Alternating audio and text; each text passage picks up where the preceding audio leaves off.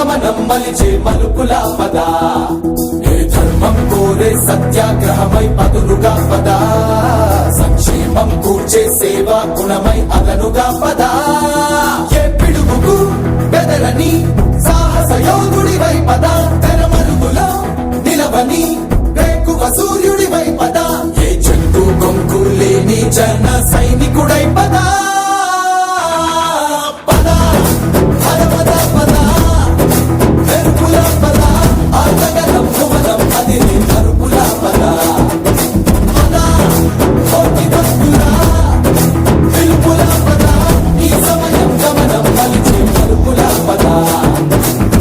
రాహు పట్టిన పట్టొక సెకండ్ అఖండమైన లోక బాంధవుడు అసలే లేకుండా పోతాడా?